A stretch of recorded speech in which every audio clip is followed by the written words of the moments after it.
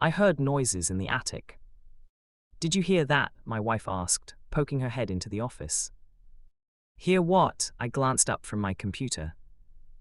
That, it sounded like a bird trapped in our attic. I got up and went to the living room. All I could hear were distant cars and dogs barking outside. I don't hear anything. I swear it's a bird, it was whistling. I moved to the kitchen, trying to discern the noise. If it makes you feel better, I'll go up there and shoot whatever's bothering you. No, don't kill it, just go up and see what it is. It's fine. I made my way toward the garage, ruffled my toddler's hair as I passed by in the dining room. Doing good, buddy. Yes, Daddy. I wrenched the door open, finding myself in our garage. Right above my head was the attic door. I shuddered. I hated going up there. Ever since we'd moved, the space felt spooky, like another world was living above our heads. Careful, Daddy. I spun to the kitchen doorway. My toddler was watching me with a fearful expression. Hey, sweetie, didn't see you there. It's not safe. Why not? That's where the kitty lives. The kitty? What kitty? The kitty that speaks to me. Sometimes it whispers in my ears while I sleep. It's not nice. I locked eyes with him for a moment. Remember, those are dreams and dreams aren't real. Okay, Daddy. I sighed wearily as I ascended the ladder. The thing was narrow. I could barely haul myself up without falling off. Next house we buy, I'm installing a bigger one. I reached the empty space and shined my phone's flashlight into the darkness. The area felt cold for the middle of summer, like it was harboring a wintry climate. Any birds up here? I shouted. If you are, it's time to leave. I pumped my fist against a slanted beam, half expecting a robin or a titmouse to come fluttering out. But there were no signs of anything. I started back down, as soon as my left foot hit the lowest rung. A sharp whistle crashed into my ears. Did you hear that? My wife shouted from the kitchen. The whistle grew in volume, mixed with a twinge of insanity. It's the kitty, my son's voice drifted in from the house. I climbed back up and hoisted myself onto the attic's floor. I searched the rafters, hoping to catch sight of some deranged bird. The volume increased, and I doubled over, a burning sensation hitting my ears. Oh God, it hurts. Finally, the noises stopped. I glanced up into the rafters, noticing something watching me. Whatever it was slinked down and landed next to me. It slipped past, soundless like a predatory cat, and headed for the ladder, moving its dark form with effortless grace. Honey, what's going on? Catherine, I wanted to scream. My voice refused. Get out, take Joey and run. I tried to move, but my muscles disobeyed. I was paralyzed and mute, watching this panther-like entity creep toward the exit. Honey, I'm getting concerned. Should I call your uncle? Jesus, Catherine, just go. Someone, please, help. I managed to reach out, pull myself up by a beam, and swing a hand out toward the creature. The thing turned and focused its yellow eyes on me. Its slimy lips pursed and emitted the most unholy sound. Then I passed out. An hour later, the EMTs found me sprawled on the garage floor. My nose and 2 ribs were broken. My ears were bleeding and I had 2 gashes on my chest. The paramedics lifted me carefully and carried me out on a stretcher. I'm not sure when I arrived at the hospital. It's been maybe 2 days. I still can't speak. Every time I open my mouth, a painful wheeze comes out. And my ears, they work on and off, so I miss half of everything that's said. At least I have control over my arms and legs again. And thankfully, Catherine and Joey are safe. They're at my dad's, trying to wrap their brains around what happened. My uncle checked the attic. He said there's nothing up there but a few scratch marks in the wood. All I can do is rest in this hospital room and type this experience on my phone. I can't sleep. All I can think about is, what was that thing? How'd it get up there? And will it ever come back?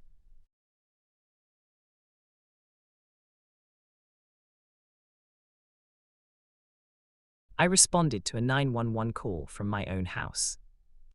I'm a police officer and I work nights. Anyone who works overnights knows how the weeks start to bleed together. You stop counting days and start measuring time by how tired you feel when the sun comes up. That week had been especially long. Short staffing, back-to-back calls, the kind of nights where you're already exhausted before your shift even ends. It was just after 2 in the morning when dispatch cut in and asked if there were any units close by who could respond to a distress call. Not a domestic, not a medical, just a distress call. The dispatcher's voice was calm, but careful, like she was choosing each word before saying it. She read off the address. I waited for her to finish, thinking there had to be more to it. There was. For a second, I honestly thought I'd misheard her. I'd been running on fumes all week, and your brain starts playing tricks on you when you're that tired. I keyed up and asked her to repeat the address. She did. It was my house. I wasn't the closest unit in the area, but I told dispatch I'd respond anyway. There was a brief pause on the line, like she was about to ask if I was sure. Then she cleared me and advised another unit was en route as well. I remember sitting there for a second, engine idling, trying to talk myself out of what I'd just heard. I live alone, no wife, no kids, no roommates.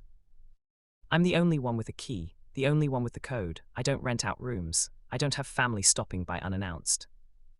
There was no one who should have been inside my house. I told myself it had to be a mistake, a misrouted call, a glitch in the system, anything but the obvious conclusion my brain kept circling back to. Because if the call really came from my address, then someone had been inside my house while I was on shift. And that thought sat heavy in my chest as I put the car in drive and started heading home. I told dispatch I'd be first on scene. I didn't wait for the other unit. I should have. I knew that even as I pulled onto my street, but this wasn't just another call. This was my address, my house. I needed to know what was going on, and I needed to know it now. The street was quiet, no lights on in any of the neighboring houses, no movement, nothing out of place. My place looked exactly how I'd left it. I parked a few houses down out of habit, killed the lights, and walked up slow. I could hear my own boots on the pavement, louder than they should have been. I approached the front door and tried the handle. Locked. That stopped me for a second. Not because it was unusual, but because it was. I always lock my door. But standing there in uniform, responding to a call from my own house, it suddenly felt wrong. I keyed my mic and advised dispatch I was on scene. Then I reached into my pocket and pulled out my keys. There was something deeply unsettling about having to unlock a door I was responding to, about treating my own home like a call I didn't belong at. The place I was supposed to feel safest now felt unfamiliar. I unlocked the door, took a breath, and stepped inside. I flipped on the lights, already bracing for something to be wrong. Nothing was. The furniture hadn't been moved, nothing was knocked over, no drawers open, no doors ajar, no signs of forced entry anywhere in the house. Every room looked exactly the way I'd left it. The place felt oddly perfect, like it had been reset, like someone had made sure there was nothing for me to find. I cleared the rest of the house anyway. Closet doors, bathroom, spare room, still nothing. As I was finishing up, headlights flashed through the front windows, another unit pulling up. I let out a breath I didn't realize I'd been holding and headed back toward the front door to meet them. The officer stepped inside, scanned the room, then looked at me. "You didn't wait for backup?" he asked.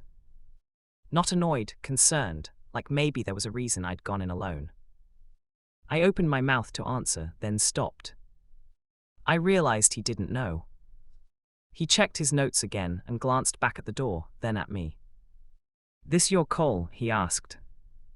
I nodded. He frowned slightly and said, "Dispatch said the address was." He read it off. My address. His expression changed when it clicked. We cleared the house again, together this time. As strange as it felt to clear a place that was already empty, we did it anyway. Room by room, closets, bathrooms, the basement, every space accounted for. There was nothing inherently wrong with the house. No damage, no signs of entry, no missing items, no explanation for the call. Just that feeling. The other officer eventually cleared the scene, and I locked the door behind us like I always did. The same routine, the same motions. I tried to convince myself that meant something. The drive back to the precinct was quiet. I kept replaying the house in my head, second-guessing everything I looked at, wondering if the way something sat on a shelf was how I'd left it, if a door had always opened that far, if the lights were on the same switches. That uncomfortable feeling you get when you leave your house and suddenly can't remember if you forgot something important. Only this time I couldn't shake it. When I got back to the station, I wanted answers. I logged into the system and pulled up the audio from the initial 911 call.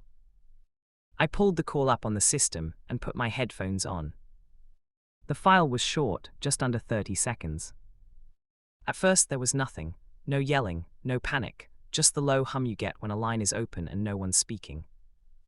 Then I heard breathing. Slow, controlled, close to the phone. A woman's voice came through, barely above a whisper. "I don't have much time," she said. There was a pause, like she was listening for something on her end. "If you're hearing this," she continued, "it means he's gone." Another pause, longer this time. "Please hurry." The line went dead. That was it. No address stated, no name given, no sounds in the background that helped place her anywhere, no indication she knew she was calling emergency services at all. I sat there for a long time with the audio stopped, trying to make it fit into something that made sense.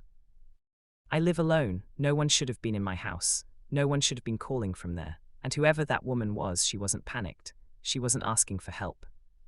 She was warning someone. And somehow, that warning had been routed through my house, through 911, and straight to me. By the time my shift ended, I'd listened to the audio 3 more times. It didn't change, it didn't explain itself. I went home after my shift. Pulling onto my street, everything looked normal, quiet. The house looked the same as it always did. No lights on, no movement, nothing that stood out. I parked, walked up, and unlocked the door. I stepped inside, flipped the light switch, and tossed my keys onto the counter. I unhooked my holster and set it down the way I always did, out of habit more than anything. The lights went out. I stood there for a second, then flipped the switch again. Nothing. "Not again," I muttered out loud. The house is old. This wasn't the first time the power had gone out. Usually the breaker would trip and a quick reset fixed it. I pulled my phone from my pocket, turned on the flashlight, and headed toward the basement. When I reached the door, I paused. It was already unlocked. That made my stomach tighten for a second, but I shook it off. I must not have noticed it earlier when we cleared the house, or I'd forgotten to lock it after bringing laundry up. It had been a long week, and I was exhausted. I opened the door and headed down the steps, the beam of my flashlight bouncing off the walls as I went. The breaker box was at the bottom of the stairs. I opened it. Something slipped loose and fluttered to the floor. I stared at it for a second before bending down and picking it up. It was a piece of paper. I shined the light over it and felt my chest tighten as I read the single line written across it. "I needed you to hear the call."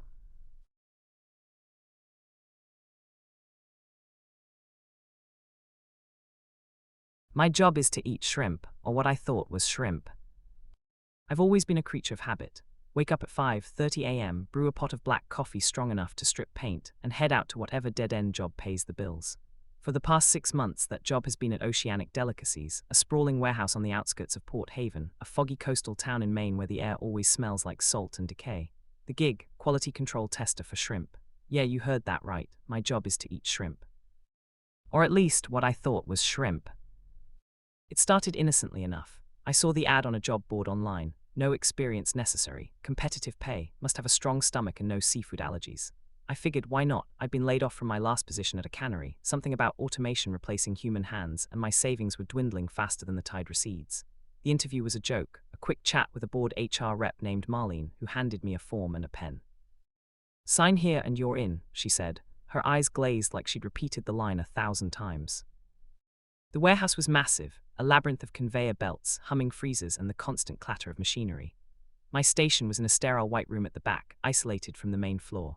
It was called the Tasting Lab, but it felt more like a clinical exam room, fluorescent lights buzzing overhead, a metal table with a stool, and a one-way mirror on the wall that I swore someone was always watching from behind.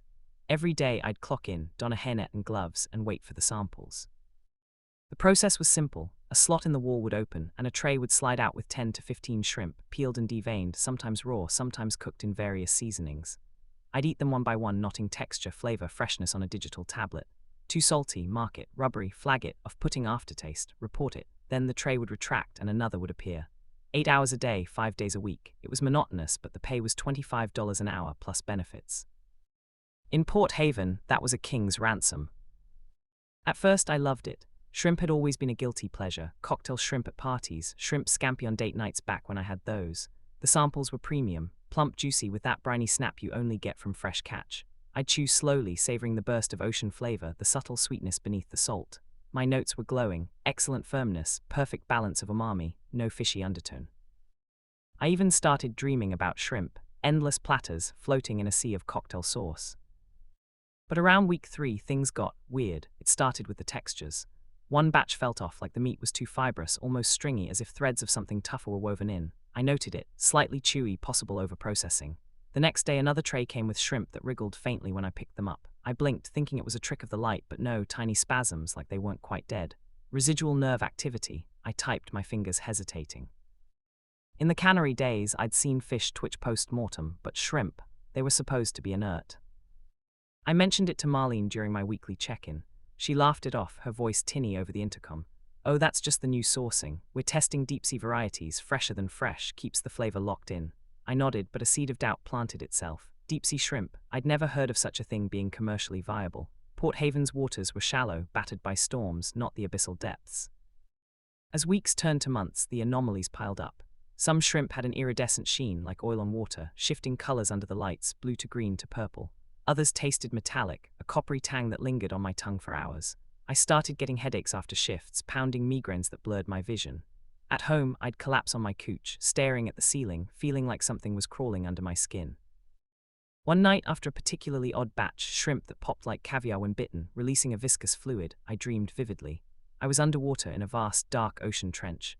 Bioluminescent shapes darted around me, not fish, but elongated things with too many segments, glowing eyes clustered in rows. They pulsed with light, beckoning. I reached out, and one latched onto my hand, its mouthparts unfolding like petals. I woke up gasping, my palm itching where nothing was there. The next shift, the trays came faster. No breaks between them. I'd barely finished logging one batch before another slid out. The shrimp were larger now, almost prawn-sized, with veins that pulsed faintly under the translucent flesh.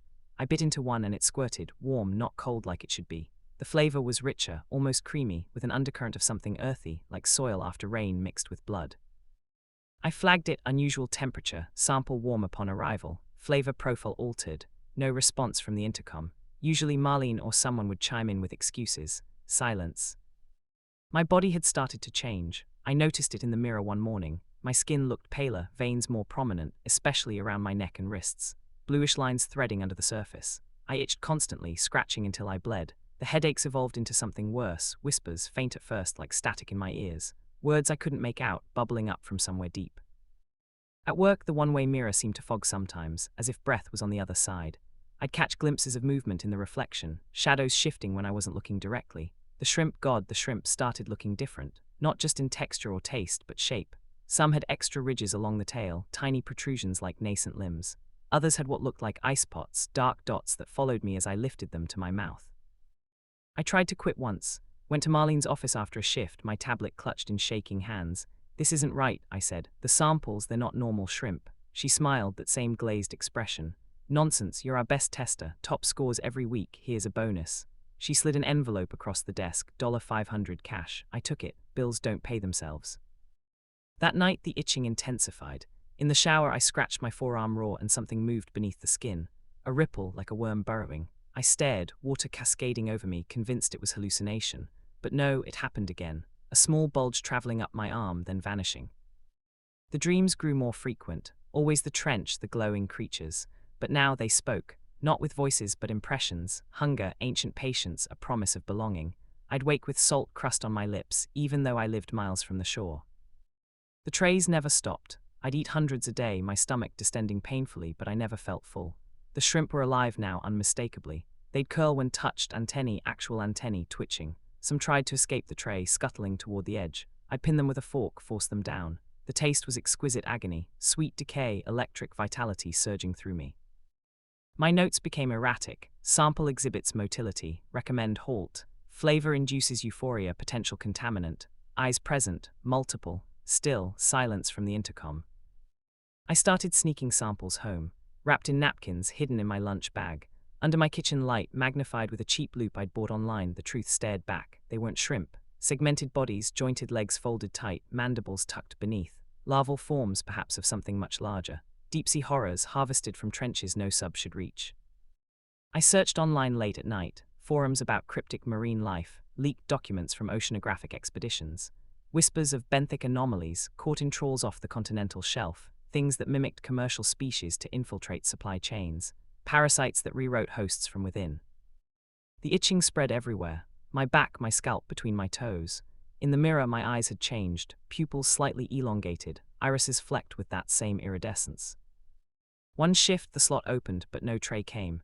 Instead, a voice finally from the intercom, not Marlene's, deeper, resonant like pressure waves in water. You've adapted well, integration phase complete. The lights dimmed, the one-way mirror cleared, revealing not observation room but darkness. An abyss lit by faint bioluminescence. Shapes moved beyond, massive, segmented, familiar. I looked down at my hands, the skin split painlessly, peeling back like a shell. Beneath, something pale and jointed flexed. Legs, feelers. The tray arrived then, empty, an invitation. I understood, my job wasn't to test shrimp, it was to become the vessel, to carry them inland, spread the brood. The whispers clarified, we are the tide that returns, you are the bridge. I stepped toward the slot, it widened, accommodating, the air grew cold, briny. As I crossed the threshold, into the wet dark beyond the wall, I felt the last of the old me slough away. Hunger remained, the eternal, patient hunger. Back in the lab, a new stool waited, a new tablet. Soon, another applicant would sign the form. I'm laying on this plate, waiting for them.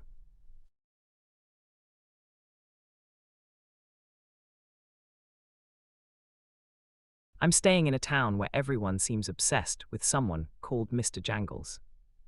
Series. People say small towns hold onto their stories longer than they should. If that's true, then I'm sure Maywood Mills has white-knuckled its grip on theirs. You probably haven't heard of this place. I don't blame you, I hadn't either. Not until a couple of weeks back. And now that I'm here, I understand why. It's as if the rest of the world quietly agreed to forget Maywood Mills ever existed. And my gut says the town prefers it that way. As I write this, I've locked myself in a rented room above a bar. It reeks of dried liquor and bleach in here. I'm trying my best not to think about the people who have stayed here before me, or what they did between these walls. If that wasn't enough, the neon sign outside my window keeps sputtering in and out, painting the room sickly green. It's going to give me an epileptic seizure any minute now. I also jammed a chair under the doorknob, as I was instructed, just to be sure. Before I go to bed, I'm going to try to lay out everything that's happened in the last 24 hours. I apologize if I sound dramatic. I've covered some dark shit in my life, met a lot of broken people. But honestly, I'm lost. I've never seen anything like this. I can usually tell if there's a rational spine running through a story within the first hour of digging into it. But here, I can't find it. There's a legend buried in this town, a story that's been told so many times it seems to have hardened into truth. Yeah, the story doesn't just seem to live here, it seems to fester. It's easier if I start from the beginning. It was Carla who found the town first. My colleague. She drove in yesterday, texted me the route, said she'd find a place to stay. We were supposed to drive up together, but life happened, I guess. I screwed things up, that's the short version. I ended up spending the night in the hospital. Broken arm, 3 places, don't ask. Anyway, I said I'd meet here in the morning instead. Our plan was simple. Find Maywood Mills, dig into the string of disappearances that had plagued the area for nearly 2 decades, and more than anything, reopen the case that once had the town in the papers. Nadine Wills, 13 years old, 1998. Poor girl had been stabbed many times. More times than anyone who worked the original case ever felt comfortable saying out loud. The photos speak for themselves. They found her laid out on a flat rock deep in the woods. Whoever did it didn't even try to hide their work. There were no leads. Cops couldn't name any suspects, which left the community without any answers. Rumors took over. That buzzing hearsay that creeps in when humans realize they don't know what's lurking in the dark. Eventually, the case went cold, officially forgotten. We came here to open it back up. Or at least, that's what I told them. Maywood Mills isn't on most maps. You take the ferry out of Seattle, drive west past Port Angels, and somewhere along the Olympic foothills the road ends. After that, it's old logging routes that snake through fog-chocked forest, narrow lanes, cracked asphalt, and treacherous curves. I never thought praying for guardrails would be on my bingo card, but there I was, wishing for them. Blink and you'll miss the turnoff. Keep driving and you'll dead end at some old dam. That's what Carla texted me. So obviously, my GPS gave up halfway, and she wasn't answering her phone. So I had to navigate the foothills by myself, one hand on the wheel, the other in a cast, playing chicken with blind corners. I'd like to see Schumacher try. Somewhere outside the town limits, I nearly wrecked my Porsche. The pavement was slick from yesterday's torrential rain. A turn came up fast. I got distracted by a message on the phone, some legal bullshit that's been chewing on my ankles for weeks. I got angry, lost focus, swerved, came a few feet shy of turning myself into tree decor. That's when I got my first real sense of the place. I hadn't even reached town yet, but something already felt off. I staggered out of the car and threw up on the shoulder, then everything went quiet. Not peaceful quiet, more like an eerie silence. The kind of silence I imagine falls in a jungle when a predator stalks its prey. The trees, insects, birds, even the nearby river. It was like the entire forest held its breath. Then, somewhere in the distance, the dam released a sheet of water with a thunderous roar. I nearly leaped out of my skin. That's when I saw it, a moss-covered sign slumping in the brush. Welcome to MAYWOOD Mills. I looked through the case files scattered across the passenger seat. I had an old photograph of the same sign from 30 years ago. Back then, the paint was fresh, the letters straight. Someone cared back then, but I guess they had every right to stop. I've always had a strange pull toward towns like this. I couldn't tell you exactly why. Maybe it's because I grew up in noise. Traffic, sirens, shrieking subway brakes. I'm a city rat by design. But places like this, they hum with a certain promise. You could disappear here, you could be nobody. No headlines, no pressure, no past dogging your heels. There was peace to be found. However, that charm wears thin the longer you look, because underneath the quiet there's this weight, like the atmosphere itself wants you to shrink, to stay small, to forget there's a world beyond the woods. Nobody says it out loud, but you can feel the rules immediately. Dreaming is illegal here. Curiosity is an offense. They don't like people leaving, and they like people arriving even less. That's what kills the dream for me, not the isolation, not the decay. The people. As I drove in, nobody waved, nobody smiled. They just watched me roll past, faces blank and weathered, carved like worn gravestones. The only thing alive was their eyes, full of resentment and something else, something heavy I couldn't place at first. Suspicion, grief, maybe fear, or maybe it was just the big yellow letters FBI on my jacket that spooked them. Maywood Mills itself didn't offer much to look at. A couple dozen houses, most of them sagging or boarded up. A handful of stubborn businesses clinging to life. There was a school and a church that had seen better days. And of course a bar, as if the depressing atmosphere wasn't poisonous enough. However, there was one thing that really caught my attention. The graffiti. Spray painted across abandoned storefronts, rusting garage doors and brick walls, was the same image over and over. A face, a crude drawing of a tall, skeletal figure in a long coat and top hat. His eyes were black, empty hollows. On some of the portraits, he was almost a skull. Then he had this wide, childish grin that stretched ear to ear. It really got under my skin for some reason. Most of the time, he was drawn holding a ring of keys. Not a few keys like the ones you and I own. No, it was a massive, jangling hoop of them. If you remember the keymaker from The Matrix, you'll know exactly what I mean. I parked outside the bar. The whole building looked like it was one good gust away from collapsing. I doubted they'd cleaned the taps since the Reagan administration, but hey, beer is beer, and I'm not picky. Plus, I noticed they rented out rooms upstairs. If Carla was anywhere in this town, odds were she'd be here. The very moment I stepped inside, the ongoing conversations died mid-sentence. It looked exactly the way I imagined it.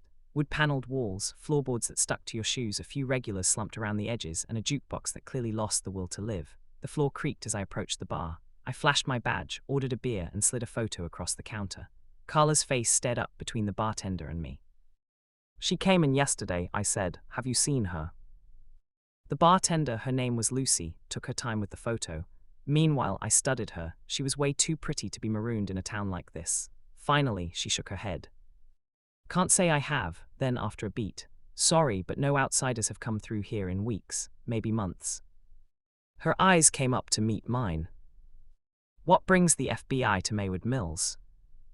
"We're reopening an old case," I told her. "Nadine Wills." That name hit the room like a bell tone. Conversations that had just started picking up fell silent again. I could hear the drunks in the corner shift in their seats, glasses paused halfway to their mouths. I felt their eyes burn in the back of my neck. One of them even stood up like he meant to leave, then thought better of it. Lucy didn't react much, but something shifted behind her eyes. Sadness, I think. She was hard to read. Then she nodded slowly, like she'd been waiting for this to happen. Figured someone would come back around eventually, she said. Why didn't you and your partner come in together? I glanced down at the cast around my arm and tapped it lightly. Got delayed, long story. She glanced down at it, said nothing. It almost made me uncomfortable, so I steered us back to the subject. So Nadine Willis, you knew her? Sure, everyone did, she said. We went to the same school. Or I mean, all of us did. She gestured to the drunks in the corner who were still staring at me. Listen, you're not exactly digging through pleasant memories. Countless investigators have been here over the years. Cops, journalists, crime junkies. And none of them got anywhere, I asked. We already know who did it, she said. It's who? She nodded past my shoulder. He's right behind you. I turned, out the window, across the cracked parking lot, sprayed across the brick wall. That painted face stared right back at me. That, I said, trying not to sound amused. You're saying that thing killed Nadine. She nodded. One of the drunks, a handyman, barked a laugh and swiveled on his stool. Hell, he's behind all the weird shit that happens around here. Half this town swears they've seen him, especially after a few drinks. He laughed, so did his friends. Lucy leaned a little closer, voice low enough to cut under the noise. Ignore them, they've been here since breakfast, but unfortunately they're not wrong. She held my gaze. I'm sorry, agent, but you're chasing a ghost. I didn't know what to say. Lucy pointed toward a map taped beside the register and showed me the quickest route to the nearest motel, said Carla might have checked in there. It felt like a nice and subtle way of saying leave. So I didn't. There were vacant rooms upstairs, nothing close to 5 stars, but if Carla had checked into some motel miles away for a bit of luxury, she had another thing coming. This town is where the conversations were. This was where work was. So instead of heading for the door, I ordered steak and eggs and a room for the night. While Lucy disappeared into the kitchen, the handyman peeled himself off his stool and shuffled over. He was in his mid-40s with a bloated red face, breath sour with Miller Lite. He sat down beside me without asking. His name's Mr. Jangles, he said, jerking his chin toward the fogged window. Nadine Wills was his first. Back in '98, all the kids said it was him. Lives out in the woods past the dam. Nobody ventures out there alone anymore. Mr. Jangles, I repeated, trying not to let the skepticism show too much. That's right, that's what they called him. They say he has keys to every house in Maywood. That's how you know he's close. You hear him. He mimed the sound, shaking his wrist a little. CHing, CHing, CHing, Maury barking from his friends. I looked back through the window, at that damned face, the top hat, the smile, the black empty sockets. I have to admit it creeped me out a little. So the Bureau's chasing campfire stories now? He asked, squinting. I let the question hang. Urban legends don't bother me, lies do, I said eventually. We're here for the truth. He let out a dry, smoker's chuckle and tapped the bar with his dirty finger, right on the badge I'd left resting beside my glass. Might want to get that fixed, he said. It's chipped. I glanced down. He wasn't wrong. The edge was scuffed, the cheap laminate curling just a little. I palmed it without saying anything. Lucy came back and set the plate down in front of me. If you're serious about digging into this, she said, talk to Mrs. Wills. She's still out on the edge of town. Pink house, you can't miss it. She keeps to herself. She hesitated, then added, and do me a favor, don't tell her I sent you. I finished my food and headed back out. The sky looked bruised, like the rain was thinking about coming back. I followed Lucy's directions along a cracked road, snapping a few photos of Mr. Jangles on the way. I couldn't wait to hear what Carla would make of all this. Lucy was right. The house was impossible to miss. Faded pink siding, shutters hanging crooked. Even in the middle of the afternoon, the curtains were drawn. The yard was crowded with the remains of a life that used to be loving and busy. Material for an abandoned treehouse, rusted tools, a collapsing stroller, a weather-beaten swing set. It broke my heart a little. I'll fast forward through most of it. You've seen the scene before. A grieving mother loses her child, blames the world and shuts the door on it. Nothing new there, but I walked away with 2 things, or 3 if I'm being honest. First, she gave me a USB drive, said it contained everything they managed to pull from Nadine's old computer. According to her, Nadine recorded a message the day before she died. Second, Mrs. Wills didn't talk about Mr. Jangles the way the guys at the bar did.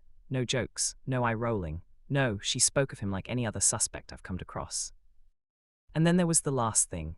While she went to her bedroom to look for the USB, my eyes wandered around Nadine's room.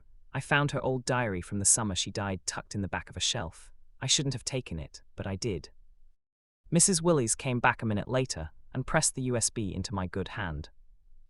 "You should barricade your door tonight, Agent," she said. "Shut your blinds. If someone knocks, don't answer. Stay still. Don't look out if you hear anything." So that was my day. By the time I headed back, the sun was dying behind the tree line. I called Carla again. She didn't answer. What the hell is she up to? I'll drive out to that motel tomorrow if I have to. I'm going to need her on this. She's the charming one, the one people usually open up to. I'm better at the technical stuff and pushing people over the edge. Oh, and one last thing. I checked the USB. I've only ever seen photos of Nadine with 19 stab wounds in her body, so it was strange, wrong almost, to see her alive. I felt like I was watching a ghost. But there she was on my screen, sitting cross-legged on her bed like any other kid after school. She looked straight into the camera. "He came back today," she said. "During break, he wanted me to introduce him to the other kids." She smiled. "I wrote a poem," she said, "for him." She began to read. As I was walking through the park, I saw a figure in the dark. His mask was white, his eyes like coal. A chilling sight that froze my soul.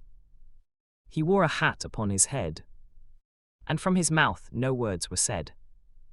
He danced for me with jangling keys, and whispered secrets in the breeze. Mr. Jangles, tall and grim, would find the children calling him. He'd come for those who dared to stray, to never see the light of day. I think someone just tried the handle on my door. I couldn't hear any footsteps in the hall, but the door definitely rattled. Someone tried to get in. A moment later, I heard a set of keys jingle downstairs. Maybe Lucy's locking up the bar and wanted to check on me. I mean, what else could it be? That's the story I'm choosing.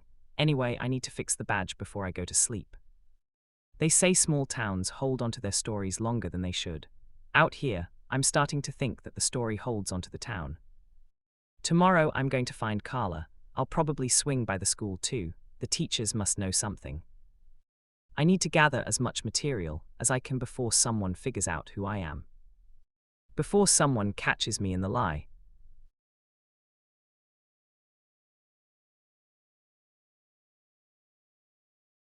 Anesthesia isn't what you think. The main ingredient in general anesthesia is propofol. And while I'm a chemist by trade, I'd never given much thought to propofol in my life until I was scheduled for a surgery, a routine procedure to repair a hernia that had been bothering me for some time. Like most people facing surgery for the first time, I read up on the anesthesia process. I wanted to know what would happen when I was put under.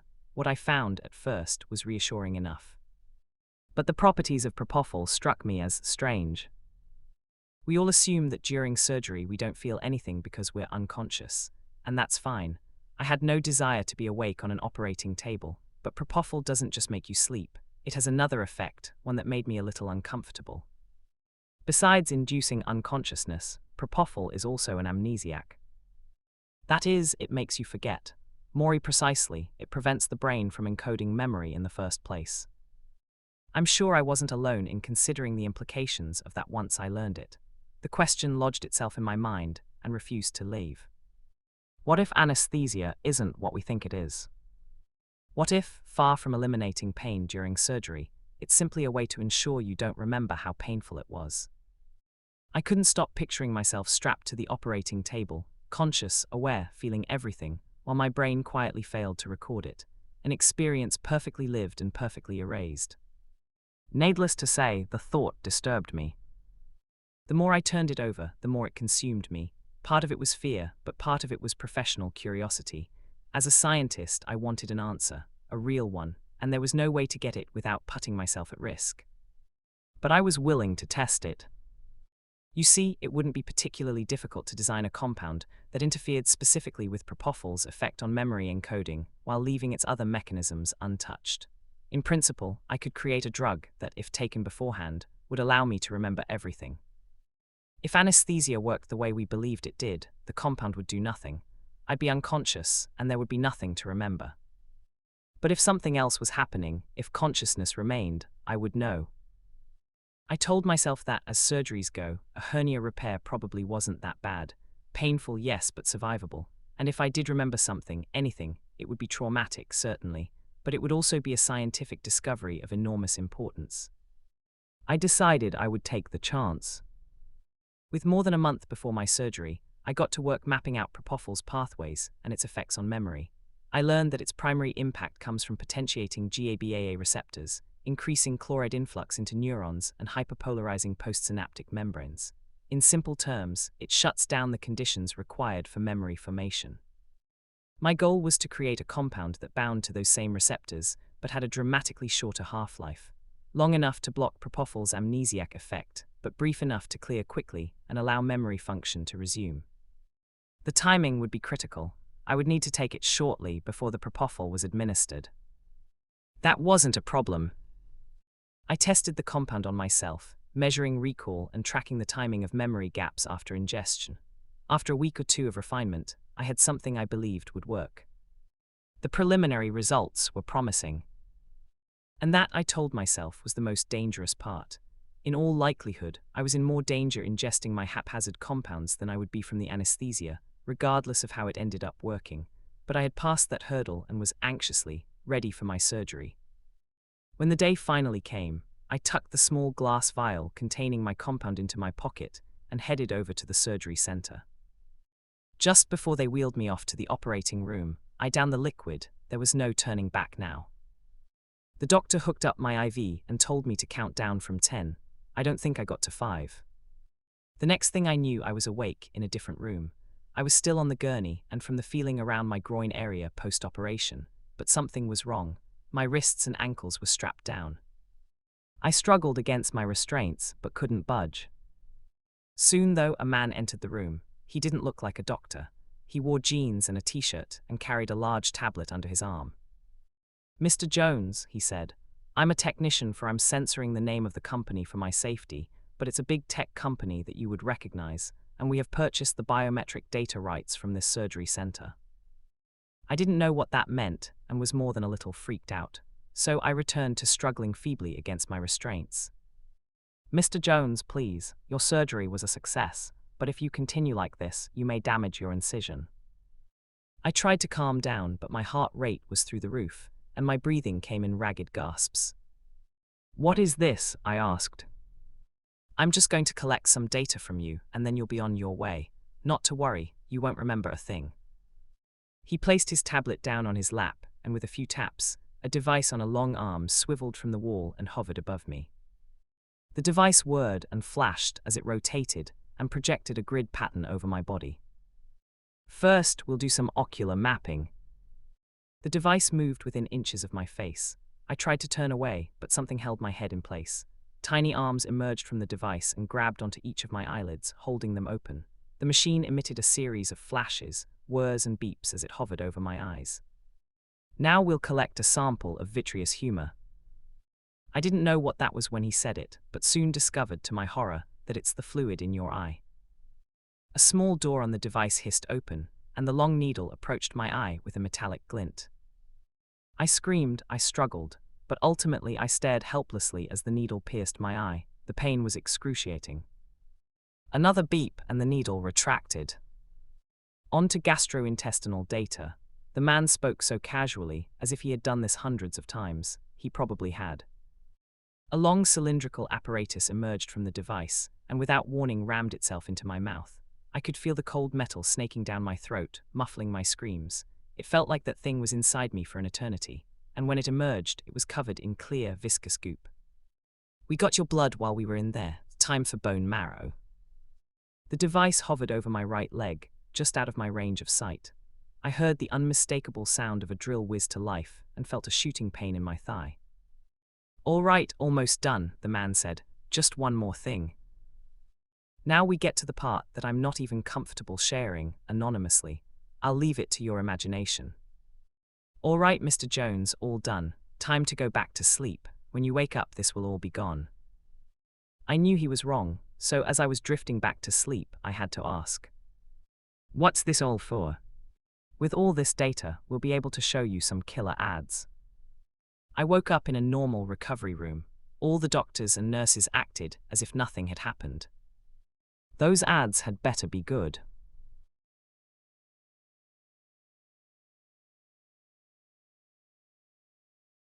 I found out why my father left 30 years ago. It's standing in my backyard right now. When I was a kid, my mother had a foolproof way to get me to sleep. She'd stand in my doorway and whisper, "Sleep now, or she'll come for you." I'd squeeze my eyes shut immediately, every time. I'm 34 now. I moved back in with Mom 6 months ago, same house I grew up in. 3 nights ago, I woke up at 2:47 a.m. Mom was standing in my doorway. "Sleep now, or she'll come for you." Her voice was weird. I sat up, "Mom." She turned and walked away. In the morning, I asked her about it.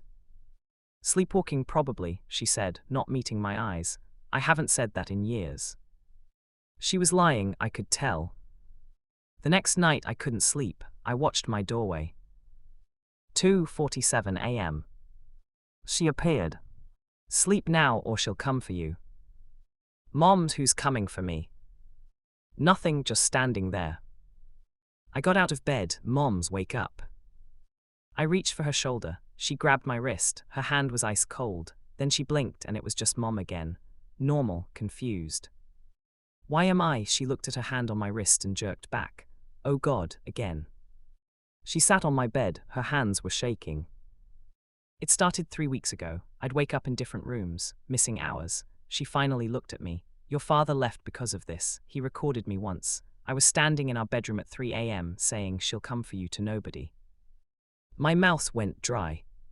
I made him delete it. It stopped after a while until now. She stared at my doorway, but before I wasn't walking to your room. We agreed to lock our doors. Last night I woke up at 2:47 a.m. My door was wide open. I lock it. I checked 3 times. Mom was in the hallway facing the stairs, not moving. "Mom, she's here." I ran to her. She was ice cold, stiff. "She came for you, but you didn't sleep, so she came for me instead." She started walking toward the stairs. I grabbed her, pulled her back. She collapsed against me, suddenly warm again, crying. I saw her this time. "There's nobody." At the bottom of the stairs, she was sobbing, "Waiting, not anymore. You woke me up," but she was there. She grabbed my shoulders. Her eyes were huge. "You have to sleep. When she comes to you, you have to be asleep." "Mom, when you were 3, you stopped breathing. 4 minutes." Her nails dug into my arms. "I heard footsteps in your room first. I ran in. You were blue, and an old woman was standing over your crib." My chest felt tight. She was so tall, too tall, wearing a nightgown with dark stains down the front. Mom's voice was shaking. She was humming, and those long fingers were pressed against your chest. "Stop!" I screamed. She turned to look at me. Her hair, it was white down to the floor, covering her face. It moved by itself like it was alive, and underneath, Mom's voice cracked. Her mouth too wide. She smiled at me and the skin cracked at the corners. She said, "If he stays awake, I'll come back." In my voice, my exact voice. I tried to pull away. Then she bent down over you, her spine curved wrong, and she breathed in through her mouth, this long, rattling breath, and you started breathing again. Tears were running down Mom's face. She straightened up and walked into your closet. Her nightgown left wet marks on the floor, then she was just gone. "That's not." "So every night I made you too afraid to keep your eyes open." She let go of me. She's been waiting 30 years. She walked to her room. The lock clicked. I went back to my room, closed the door, locked it. I couldn't sleep, obviously, so I did what anyone would do. I opened my laptop and started searching. Mother sleepwalking, saying threats. Parasomnia, violent episodes. Sleep disorder, repetitive phrases. I found forums, Reddit threads, medical sites, dozens of people describing similar things. There were explanations, medical explanations. This happens to people, it's documented. I just looked up from my laptop. My mind is playing tricks on me, it has to be. Because I think there's something tall standing in my backyard. But I'm looking at it right now through my window. I'm in bed with my phone. What should I do?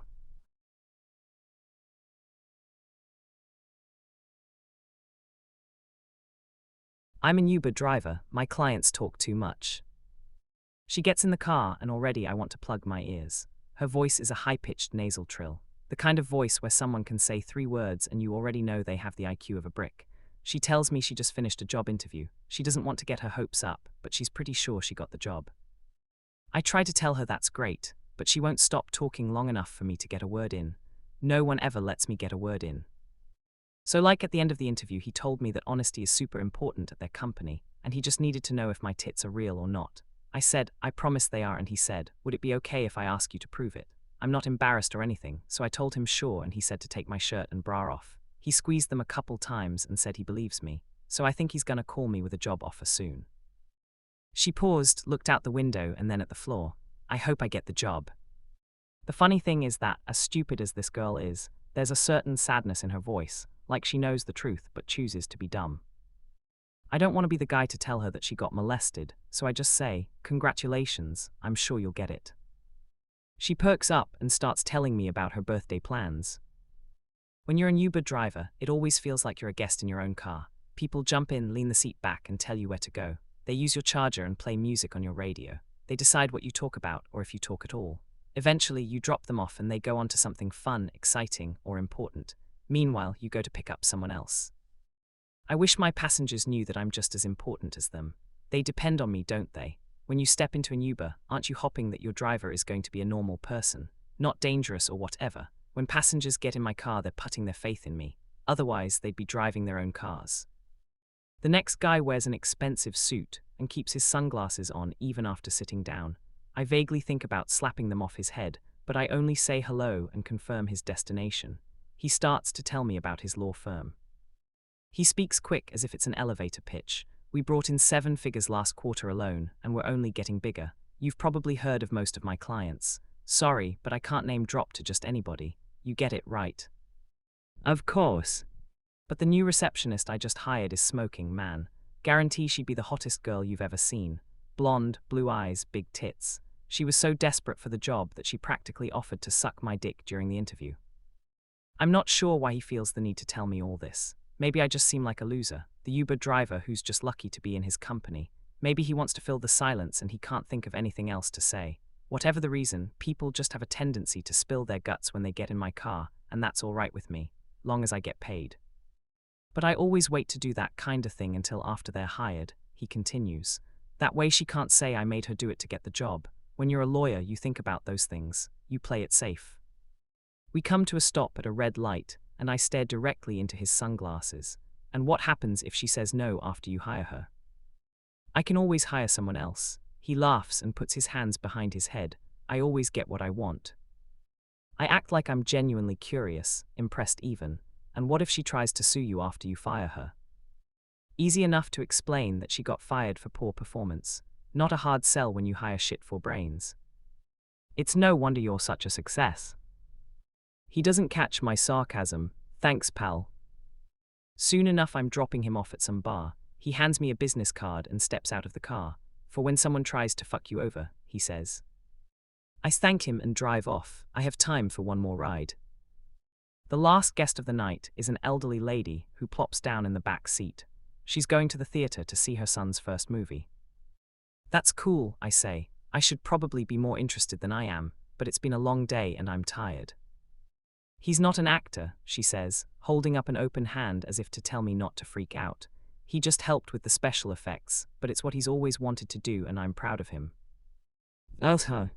Neither of us speak for a while, but every time I look at her in the rear-view mirror I can see that she's smiling. Something about that softens me, and I start to drive a little slower. Are you always this happy? I ask. Why wouldn't I be? A lot of things in this world aren't so great. But a lot of things are. She pauses for a second, opens her mouth and then closes it, as if debating whether or not to tell me a secret. Finally, she continues, I'm going to have a granddaughter soon. I drop her off at the theater and tell her to enjoy the movie. Instead of going home, I just keep driving. No more rides, just me alone. I go on back roads where I know there will be hardly any traffic. For a few minutes I drive so fast that my car shakes, then I slow down and go so slow that I'm not sure if I'm moving at all. I drive for hours, but as long as I drive and as far as I go I can't stop thinking about that old lady. Will she always be happy? What if something happens to her granddaughter? What if she interviews for a job with an evil man, or, God forbid, she get hired by one, or if she dates one, or has the misfortune of just being around one at the wrong time? Will that old lady still be so happy? Will she still be so content? After a while, I start to get an itch for a habit I thought I kicked. I drive back home, and that night I lay in bed and stare at the business card until I fall asleep. When I start driving the next day, I find myself circling familiar streets. I look at all these tall, sleek apartment complexes in the heart of the city. I think about what kind of people live in them, what kinds of things they had to do to get there. I pick up a passenger and I'm talking before he can even sit down. Nothing important, maybe not even anything coherent. I tell him that I ate cereal for breakfast and I spare no details. I say that the first bite was heaven, the fifth bite was a little mushy, and that I ended up throwing away about a third of it. I tell him that I'm going to get a pizza for lunch, a large one just for me, and that I'm going to eat the whole thing. I keep talking and talking, and when I realize I don't have plans for the upcoming holiday, I make something up. I'm going to my beach house for a nice getaway, I say, and maybe after that I'll spend a few days abroad. I'm planning a trip to the moon for Christmas, and maybe next year I'll go see Antarctica. I keep talking until we reach his destination. He's reaching for the door long before I come to a stop. I imagine that later he'll tell his wife about the Uber driver who wouldn't shut up. I'll be the main character in his story. Not much later, I get a notification to pick up a familiar name, and I practically race to his address. "Hey, it's you again," he says when he gets in the car. He's still wearing those sunglasses. He starts talking about his firm, his weekend plans, and the expensive trips he has planned. I don't say anything and he still keeps on talking, doesn't even seem to notice my silence. Does he know that a conversation takes two? He barely acknowledges me until I drive past his destination. "Hey," he says, "you missed my turn." I press harder on the gas. "Turn around," he says, and then, as if I'm dumb, U-turn. I tell him that I'm going to the moon for Christmas. "I'm calling the police," he says. "This is ridiculous, you're insane." But we're already on my favorite back road. As I'm pulling over, I take a knife from my pocket and stab him in the stomach. I do it again and again until I'm sure he's no longer breathing. I take his phone and use his face to unlock it. I dump him in a ditch and drive back to his destination, a sleazy bar. I click the button to confirm that he's been dropped off, and then I throw his phone out the window. I know I won't get caught. I've done this before. My clients have a habit of spilling their guts when they get in my car, but I don't mind, as long as it's on my terms.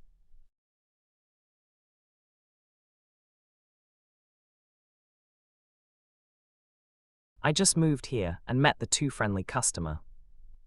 I was 23 when I moved to Eastwood. There wasn't any dramatic reason. Life had just been pushing me forward step by step until one day I decided to leave. I had always been close to my parents. Of course, they were a little sad, but they understood. I needed space, a fresh start, a clean slate. Back then, I imagined it would all be simple. New apartment, a small part-time job, maybe meet a few new faces. Looking back now, I realize how naive that was. Things can change faster than you notice. Familiarity can turn into suspicion. Kindness can twist into something strange, threatening. I didn't move here looking for trouble, but somehow trouble found me. I remember sitting in that taxi, the city lights blurring past the window. "Where to?" the driver asked without looking. 256 Willow Street, Eastwood, I replied. "Ah, Willow Street, new around here," he murmured. "Yes, today's my first day. I'm hopping for a real fresh start." Eastwood isn't bad, busy, noisy, sometimes messy, but you get used to it. I hope so. It's completely different from where I came from. "You'll be fine. Sit back, I'll take you there." The ride was short. He chatted about little things, tips about the neighborhood, funny stories from locals. He seemed genuinely kind, and for a moment I felt like maybe I could really start over here. When I arrived, I finally met the landlord, Mrs. Whitmore. "Oh my, look at you," she said warmly, laughing. "You've grown so much. I remember you running around here as a little girl with pigtails, back when your mom brought you over that summer." I smiled politely. Honestly, I didn't remember any of it. "Feels like ages ago," I muttered. "An eternity," she nodded. "Your mom and I have known each other forever. When she told me you were moving here, I wanted to help a little. Here are your keys. Your apartment is upstairs, right above mine." "Thank you, Mrs. Whitmore," I said sincerely. "Get some rest first. A new chapter doesn't write itself. You'll need your strength." I hauled my belongings upstairs, but as soon as I stepped inside, my heart nearly jumped out of my chest. a man was standing in the middle of the room. "What the hell's who are you?" "The maintenance guy," he said curtly. "Fix the heater. I was told you wouldn't be here until tomorrow. You shouldn't be here today." "Please just leave," I said firmly. Not the best welcome. First night, and I already knew I'd be jumping at every little noise. Later, after a shower and a quick bite to eat, there was another knock. An old man stood in the doorway. "You're moving in, huh?" he said flatly. "Yes, just arrived." "Walls are thin, keep the noise down, lock your doors. There are some odd people around here." "Eyes will remember." He stared for a moment, then left without another word. I unpacked a little, half-heartedly, and eventually collapsed into bed. The next day passed with boxes, cleaning, and organizing. My mom sent a reminder about finding a job, so I applied to a small cafe nearby.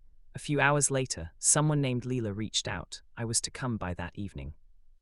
That night, I met her at the cafe. "Hey, glad you're here. How's the first day in the new place?" "Chaotic, but I'm managing." "Moves are always chaos. Need any help?" "No, I'm fine, just trying to settle in." She smiled. "Don't stress. We brought you in last minute. Our last server quit overnight. You're a lifesaver." I worked my first shift. It went better than I expected. Later, a man came in to retrieve a forgotten wallet, thanked me, and left. On my way home, I ran into him again. "You're Clara, right?" he asked. "Yes, you're the one who lost the wallet." "Ethan," he introduced himself. "Hey, do you use social media?" "No." I lied, I don't even know why. He chuckled, but his gaze lingered too long. "Shame, guess we'll see each other again." I went home, ate, tried to sleep, until the old man upstairs pounded on my door, yelling for me to quiet down. I apologized, turned the volume down, and ignored the noises in the hallway. Days became routine: work, home, sleep. Only Ethan kept appearing, carrying my trash, asking questions, waiting outside the cafe. One day he handed me a chocolate cupcake with a grin. "You said you liked these," he said. I hadn't told him, only Leela. That scared me. Then things escalated. A delivery arrived, already paid for. "A tall guy with dark hair," the courier said casually. In the stairwell, Ethan startled me again. "No, thank you." He kept repeating himself, same phrases like it was rehearsed. At the cafe, Leela appeared with a bruised eye. She called it an accident and left in a hurry. Ethan appeared again. He knew things he shouldn't have. One night I returned home to find my door open, a note reading "Almost your friend," and messages on my phone. He had been in my apartment. He knew my full name. He knew when I got home. I reported everything, police statements. Nothing came of it. The number belonged to a woman missing for years. Leela quit. Ethan vanished from the cafe, yet I always felt watched. A few days later, Mrs. Whitmore knocked. Her son had been beaten up, followed by a stranger for no reason. She needed to leave town and warned me to be careful. Things worsened. I managed the cafe alone, working late into the night. The walk home felt endless. One evening, footsteps chased me faster and faster. I ran upstairs, slammed my apartment door, then silence. Then the knocking. Harder. Closer. A voice right outside the door, strained, almost screaming.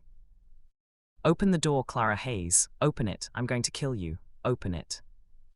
I recoiled almost automatically. I ended up in the bedroom, hands shaking so much I could barely hold my phone. I dialed the police. The call rang. Someone rattled the handle. I crawled into the closet, pulled the doors shut, pressed my hand to my mouth so my breathing wouldn't give me away. Footsteps moved around the apartment. Something fell. He was inside. I'm sitting here now between my coats, knees pressed to my chest, praying he doesn't open the closet door.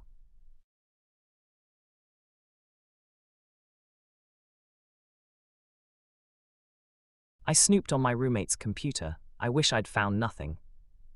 I know how this sounds, but I swear I had a reason. Every once in a while, when my roommate Connor wasn't home, I'd check his room. I didn't do this to steal anything or be a snoop for the sake of it. No, I wanted to reassure myself that I wasn't living with someone who'd eventually end up on the news. Connor isn't a regular guy. He's a little too proud of his German heritage, if you know what I mean. The kind of pride that sneaks into places where it doesn't belong. Nazi jokes that land wrong. WW2 facts nobody asked for. He says them casually like he's just sharing trivia, but he always watches your face afterward, always checking for judgment. To make matters worse, he's obsessed with guns and knives. He collects them, displays them, lines them up on his wall like achievements. There's a twisted dagger mounted above his TV that he once called a real beauty, and I remember wondering why anyone would need something shaped like that unless they'd spent time imagining what it would feel like to use it. His room puts out bad vibes beyond just the murder weapons. Between morbid heavy metal posters for bands no one has heard of, and the 2 movie posters he has up, American Psycho and Joker, by the way, there were lots and lots of old war memorabilia that seems to always happen to be German. No old US Army helmets or Red Army Ushankas. He only had the stuff his favorites used. That included a WWII gas mask hanging on the wall, stiff and yellowed from prior use. He fucking loved that thing and would wear it at night to freak me out. So yeah, I consider it my civic duty to search his room from time to time. Not because I'm nosy. Because when someone surrounds themselves with weapons, Nazi iconography, and incel shit, you start wondering if they're ever going to act out one of their special interests. I sat at his desk and logged into his computer. His password was his favorite movie plus the same numbers he used for everything. The numbers 12, 13, and 14, no idea the meaning behind those, but he uses them for everything. Usernames, gamer tags, passcodes. His overuse of them made guessing his password a lot easier, that's for sure. The browser that opened upon logging in wasn't Chrome, it was a Tor browser. Connor loved talking about the deep web or the dark web. Always said it with a grin, like he knew something about it everyone else didn't. At first it almost felt stupid. Drugs, weapons, things so blatant they felt fake. I even laughed at one site offering hired killers like it was an online food menu. It seemed my fears of Connor were unfounded. He was just using the dark web to cosplay being a criminal. None of this shit was real. I was about to get off when I noticed a message pop up on Connor's computer through the open door. A chat app I didn't recognize. The sender name was just a single letter. X. Curiosity won, it always does. The messages assumed I was Connor. X joked with him about always working during the matinees. X even mocked him for being sloppy and not using his ghost. Whatever the hell that meant. When I replied, pretending to be sick and home from work, the response came almost instantly. They sent a link.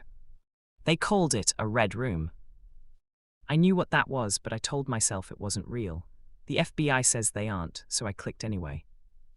The screen went dark, then bright red, like a theater curtain pulling back. The chat exploded with emojis, popcorn, eyes, smiley faces. It was like a demented Twitch chat. Then the stream started. There was a young woman on screen, tied up and terrified. The first bid was for her to get one of her fingers cut off and fed to her. I laughed at first. I actually fucking laughed thinking it was all bullshit, but then a man in a hockey mask stepped into frame with a knife not all that dissimilar to the ones Connor had hanging on his wall. The man in the hockey mask cut her finger off like it was a piece of meat at the deli. As she screamed, he shoved it down her throat and she vomited it back out. So he tried to feed it to her again, but this time she kept her mouth shut, so he grabbed her by the nose and squeezed until it started gushing blood. That got her to scream again, and after 3 of the worst minutes of my life, the man in the hockey mask got her to eat the finger. I won't repeat the other bids. I won't repeat what people were asking to be done to her or how casually they typed it. I just remember realizing, in a cold, quiet moment, that Connor had more points saved up than I'd seen spent so far, and people were spending a lot. I muted the audio and nearly threw up. I ran to my laptop and considered calling the police, but I doubted that would be any good. They'd think I was making this shit up, so instead I tried reporting the site through the FBI's Cybercrimes division. When I went back to Connor's room to grab the pertinent site information, a private message popped up. I wouldn't do that, X said. I tried to ignore it until X added, Eid, that's my name. I considered what to do next. How could X know it was me and not Connor? How the fuck does he even know who I am? Did Connor tell them about me? Do what? I replied, curiosity getting the better of me. Report the site like you're trying to do right now. It won't work, Eid. Why not? I replied again, taking pictures of the conversation with my phone. Nice try, I'm in your phone too. X replied, not in the chat this time, but through my phone's messenger app. You still can't stop me. I texted them back, hoping that taunting them would get them to overplay their hand. That's when X replied back with my full name, home address, credit card number, and the names and addresses of my parents and sister. X told me the site would be gone before anyone found it, that I'd sound crazy. Then they said something worse. You don't want to be in the next show, do you? They told me to place a bid. Not to save her, but to participate and implicate myself too. All you gotta do is have him cut her, that's all, X explained. When I put in the bid, my hands were shaking so badly I almost missed the enter key. I didn't even look at the number afterward. I just stared at the screen, waiting for something to stop me. An error, a disconnect, anything. The chat froze. Then it exploded. Question marks, laughing faces, people typing things like what, and is this a joke? Someone accused me of wasting points. Someone else said it was boring. I felt this thin, stupid flicker of hope rise in my chest, like maybe confusion was enough, like maybe nonsense could derail this death machine. On the stream, the man in the hockey mask tilted his head. He looked genuinely curious. He set the knife down. I didn't breathe until I saw his hand come back into frame, holding an electric razor. The sound was what broke me, that low mechanical buzz cutting through the silence. The girl started crying immediately, like she already knew what was coming, like humiliation hurt almost as much as everything else. She tried to turn her head away, but she couldn't go anywhere. Hair fell into her lap in uneven clumps. The chat went quiet again, not angry this time, watching. I felt sick, but I also felt something worse. Relief, a coward's relief. I told myself I'd done something, that I'd changed the outcome, that this was better. Then the applause started. Clapping emojis, fire, people calling it bold, avant-garde. Someone typed that it was poetic, that stripping her identity was more interesting than hurting her body. I wanted to scream at them that they were all insane, that this wasn't art, that this wasn't even mercy. It was a thin attempt to appease X without it weighing too heavy on my conscience. A private message popped up. Well done. Before I could even process that, another bid appeared. Bigger than mine, bigger than anything I'd seen all night. The man in the mask stepped back so the camera could see her clearly. Her ruined hair, her shaking shoulders, her empty, exhausted eyes. He grabbed a machete. I knew what was coming before it happened. I muted the audio, but it didn't help. Her now exposed scalp erupted red as she was cleaved to death with the machete. I think somewhere between the 5th and 6th swing, she died. At least I hope she did. When he was done, the man in the hockey mask left the machete in her skull, much to the sick delight of the chat. The stream ended shortly after. I cried until my chest hurt. I prayed that was the end, the horrible, sickening end. It was. X messaged me again, said I had one more task to complete to prove they could trust me, said unlike the last one, it would be fun. When I read X's final task, I couldn't help but look up from the computer screen and towards Connor's wall. The gas mask and the knife were both staring back at me. You know what to do, X said. That night Connor came home like nothing was wrong. Headphones on, heavy metal music blasting. He barely looked at me as I watched TV in the living room. Later, from my room, I heard him settle in. The familiar clicks of his keyboard, the same browser opening, the hum of his music still blasting in his ears. Another message arrived for him. I saw it reflected faintly off the window as I stood behind his door. Ready for the show, it was from X. I picked up the knife on the wall behind Connor as he typed his response. Always, Connor replied. When the stream loaded, Connor didn't understand. He saw on the screen his own face, confused. Then as he came to realize what was going on, afraid, very, very afraid. A message popped up. Great, because tonight you're the star. X's message caused Connor to rip out his earphones and turn around to see me standing right behind him. I was wearing the gas mask, holding his favorite knife that he loved to imply was used on Holocaust victims. I won't lie to you all, X was right, I did have fun.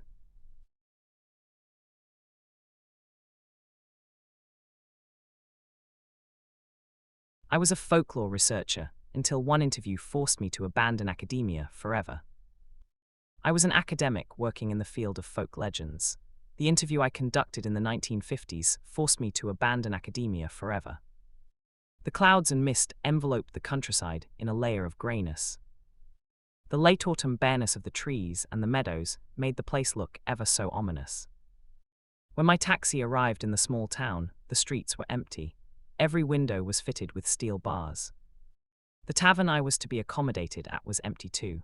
The owner seldom spoke, provided the keys to my room, and informed me that the food would be served in 2 hours. As I picked up my bags and headed to the staircase, he asked me what the purpose of my visit was. I answered that I would be interviewing Lord E. Ashford this evening, the Baron who lived in an old Gothic mansion above the town. The owner's eyes widened with fear, and he quickly excused himself to the kitchen. Strange, I thought to myself, but my mind felt too exhausted by the ride to give it much thought. I retired to my quarters and slept until the knocks of the owner woke me up. He informed me that the meal would be served soon. The lunchroom area was empty, save for an older man eating alone in the back. I introduced myself to him and asked if I could share the table with him. He happily offered me a seat. We quickly got to talking. He was a charming and funny man, telling me stories about the town and his time growing up here. He asked about the purpose of my visit. When I informed him that I would be interviewing Lord E. Ashford later this evening, he almost choked on his food. "Mr. Herring, I've seen what they've done to this town before. Every year in late autumn, people lock up their houses and put bars on their doors. The streets are devoid of people. You barely see a soul out. The ones who don't manage to barricade in time disappear. Only a few ever came back, their bodies pale, not sickly, just pale. They hold their hands on their chest, babbling something about the heart. Every one of them dies in a matter of a few days." What he said startled me. His words and emotions seemed genuine. "Please, Mr. Connor, I'm sure I'll be okay. I appreciate your concerns, but I'm sure Lord Ashford wouldn't try to hurt a renowned academic." Mr. Connor looked me in the eyes with worry. He let out a slow sigh. "Mr. Herring, if you plan on venturing to that mansion, please wear this amulet."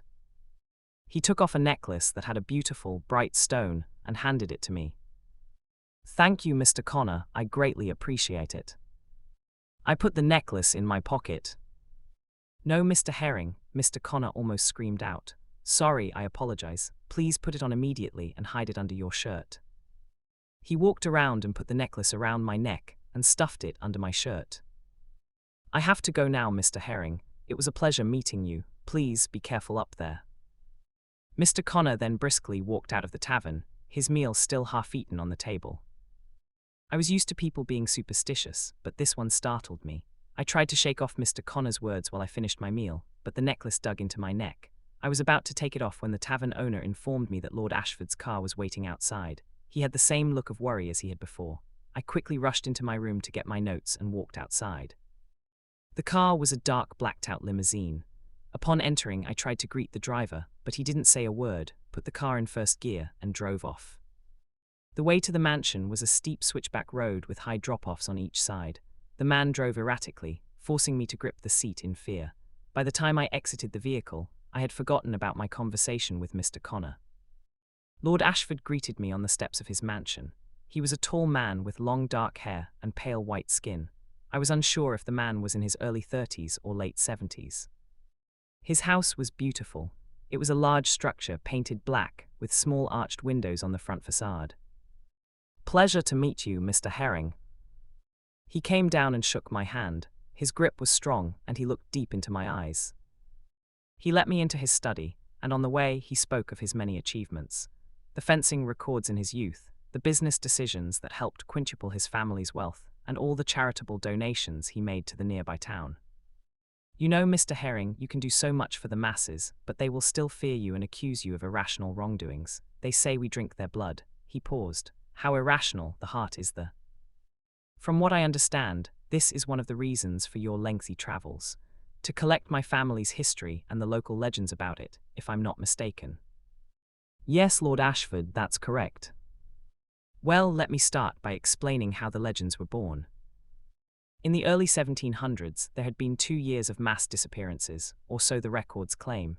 People in the town were getting desperate, looking for answers. The town's preacher, Mr. Connor, accused my family of being the perpetrators. After one of the blacksmith's daughters disappeared too, the people grew restless and walked up to our old mansion to set it ablaze. My family barely escaped that day. It was only my grandfather who decided to return. He pointed to a painting on a wall. The man bore a near-perfect resemblance to Lord E. Ashford. He built the beautiful mansion you're sitting in right now and hired a local militia to fight off any attempts on our lives. I'm sure the people in town tried to warn you away from me." "Yes, they have, Lord Ashford." "Of course they have. Well, Mr. Herring, this was but a small introduction to our family affairs. What do you say to some cognac before we really dive in?" Lord Ashford didn't wait for my answer and got up from his chair. As he walked to the alcohol shelf, his body began moving in strange ways. A smell of copper was in the air. "Lord Ashford, are you okay?" Mr. Herring, his voice was now high-pitched and gurgling. His head snapped back, his ears sharpened, his mouth widened, and a new row of sharp, beast-like teeth appeared. My ears rang while a wave of hot air flew around me. The skin on his head turned grey, and his clothing ripped to reveal a muscular grey body. His eyes were dark yellow with bright red pupils. He let out a loud screech, knocked me to the ground, and mounted me. I tried to fight him off, but he was too strong. His hand punched my face. I saw stars in front of my eyes, nearly losing consciousness. Lord Ashford then tore into my clothing until only my shirt was left. He stopped for a moment, listening. His pupils dilated to the sound of my heart. He tore through the shirt, but immediately let out a blood-curdling scream. The necklace from Mr. Connor now shone in a bright white light. He covered his eyes and tried to rip it off my neck, but the light was getting brighter. Lord Ashford got up and walked a few steps back. "I curse you," he screamed out. He fell to his knees and held onto his head.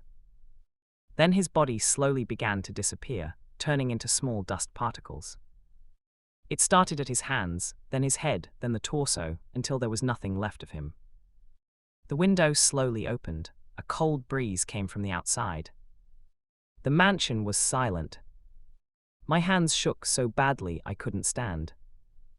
At first I couldn't get up, but then I heard faint footsteps somewhere in the mansion. I got up, jumped out of the window, and ran all the way back to town. At the tavern, I urged the owner to call for a taxi immediately. Without saying goodbye, I packed my stuff, left the town, and never returned. When I arrived back home, I tried to examine the amulet. I brought it to my geologist friend, but he said it was only glass. I tried to reach out to Mr. Connor, but the tavern owner said that no one with that name lives in that town. Soon after, I had to quit my job at the university. After what I witnessed, I couldn't continue. Each night, I was haunted by visions of Lord Ashford. I never told this story before out of fear, but I think the Ashfords are on my tail. A few days ago, I received a letter with their family's signature at the bottom. It was in an old Roman language I was unable to decipher. Only one word was written in plain English: hungry. I'm hiding in a roadside motel, gripping the amulet Mr. Connor gave me all those years ago.